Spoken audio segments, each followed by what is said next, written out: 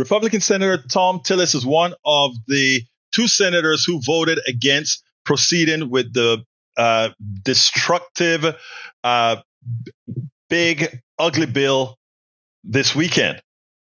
And in the process, Donald Trump excoriated him, told him that he was going to get him primaried, and he simply destroyed the guy because the guy wanted some answer. Thom Tillis is no progressive. He's no liberal. He believes in cutting Medicaid in a responsible way, what he thinks is a responsible way. But what he understands is what Donald Trump did was actually a traitorous thing against the American people with regards to their health care. And he acknowledges this. So what I want to do is play for you his speech in full. I chopped it up to get out all the spaces to compress it as best as possible, but you need to listen to this speech.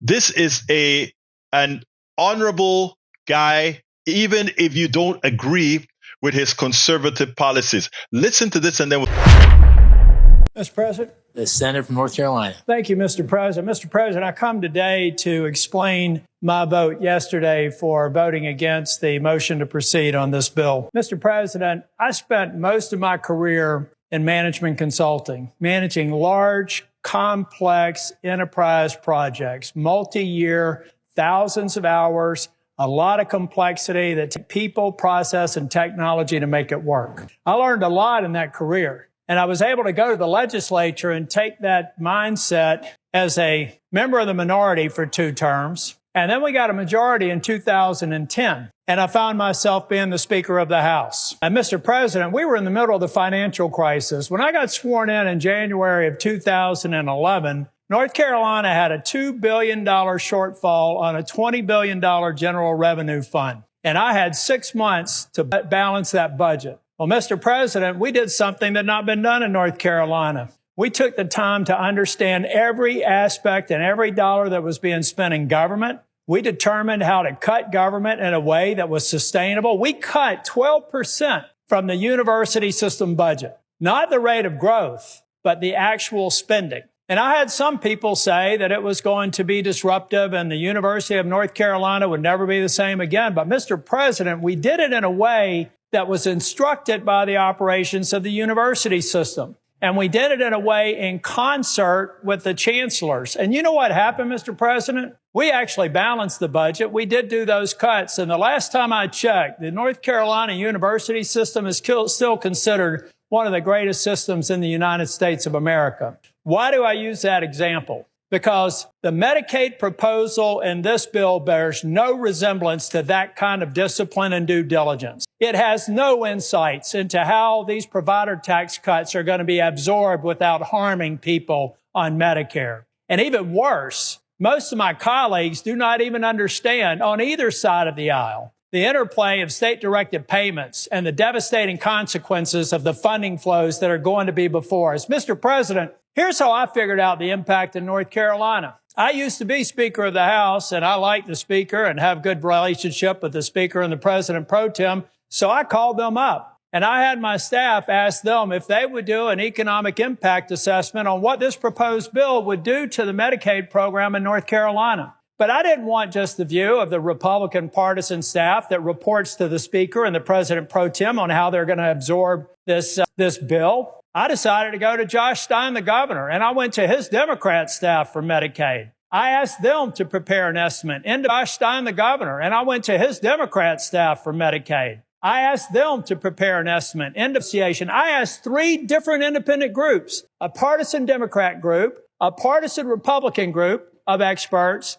and a nonpartisan group of the Hospital Association to develop an impact assessment independent, not talking, not sharing, reporting to me. And what I found is the best case scenario is about a $26 billion cut. Now, we've got a delay, so it may be 2 years, it may be 1 year. All it does is make that $26 billion happen in year 1 or year 12, but the impact is the same, Mr. President, and it's indisputable. Now, when I actually presented this report that you can find on my website, I had people in the administration say, you're all wet, you don't know what you're doing. I said, well, why don't we assemble a series of meetings? We're going to provide you our analytics. You go through it, tear it apart. And I told about Mehmet Oz, who I consider to be one of the most capable people in the Trump administration. He's a brilliant man, and I'd encourage my Democrat colleagues to talk to him.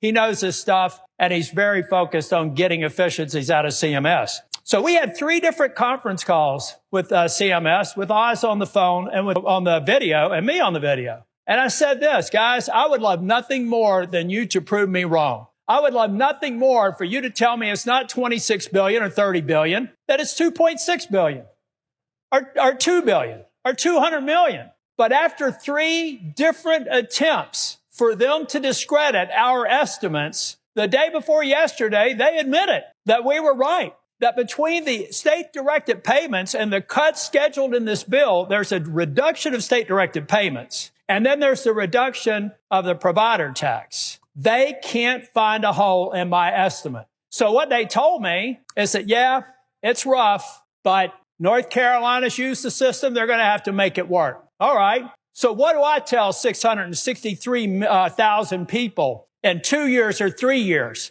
when President Trump breaks his promise by pushing them off of Medicaid because the funding's not there anymore, guys? When the White House is advising the president are not telling him that the effect of this bill is to break a promise. And you know, the last time I saw a promise broken around health care, with respect to my friends on the other side of the aisle, it's when somebody said, if you like your health care, you can keep it. If you like your doctor, you can keep it.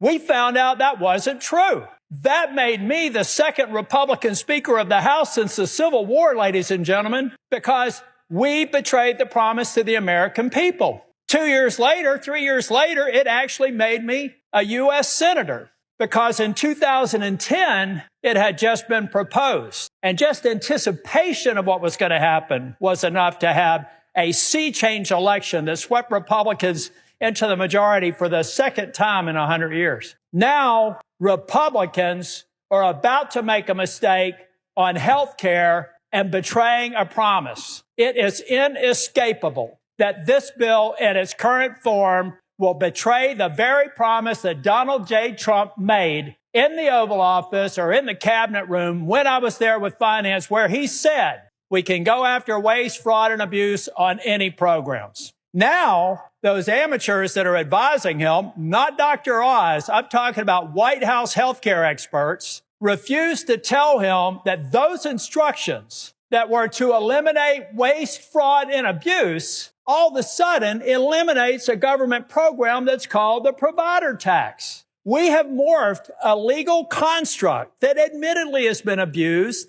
and should be eliminated into waste, fraud, and abuse. Money laundering. Read the code. Look at how long it's been there. I was Speaker of the House. I refused to do it. When I left North Carolina, I said, we're not going to do a provider tax. I left it at 2.5%. Now it's a mistake on the part of the leadership. And frankly, I know my friends are probably going to think I'm a little bit crazy here, but I actually passed a law that made it illegal to expand Medicaid. Why did I do that? Because I was convinced someday we would be here. And I would have rather found a way to get more people on Medicaid at the standard FMAP than having this 90-10 match and watching it disappear and taking away desperately needed health care. So, Mr. President, over the course of the evening, I may look for an opportunity to speak again, but I'm telling the president that you have been misinformed. You supporting the Senate mark will hurt people who are eligible and qualified for Medicaid. I love the work requirement. I love the other reforms in this bill.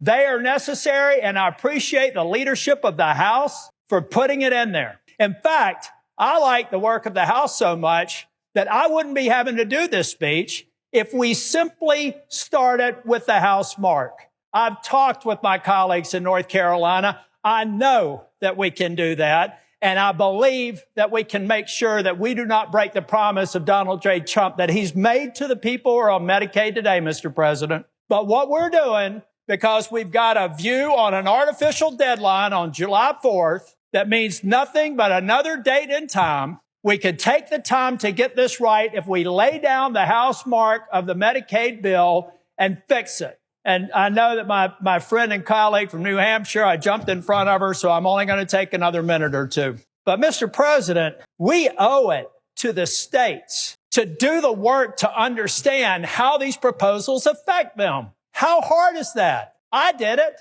How hard is it? How hard is it to sit down and ask the Medicaid office, ask the legislative staff, ask the Independent Hospital Association what the impact is? If there's no negative impact, what's wrong with daylight?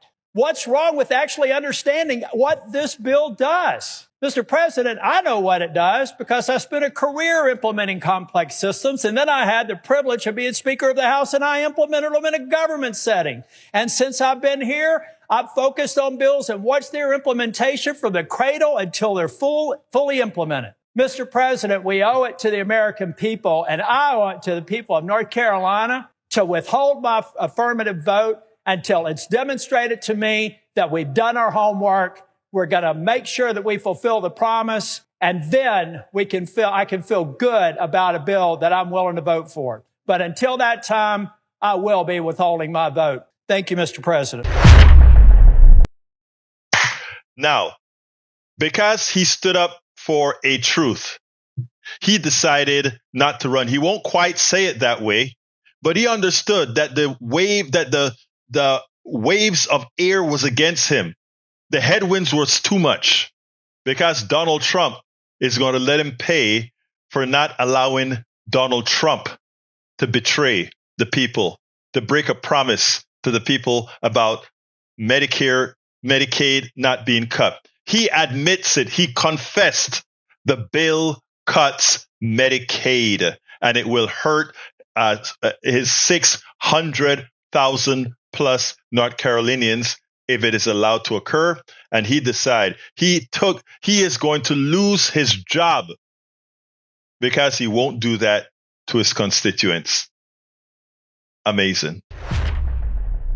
We spend a lot of time deconstructing the news, trying to parse it into a form that everybody can understand. We try to find those little nitpicks where it flies above the fray, etc. If you really like these videos that we do, I want to ask a big favor. Please go ahead. Number one, subscribe to our channel. And number two, please join if you can. Thank you so kindly for watching. Keep watching. Please remember to share. We must populate the entire internet with our progressive message, a message that we know is what most Americans say that they want. So help us, please join.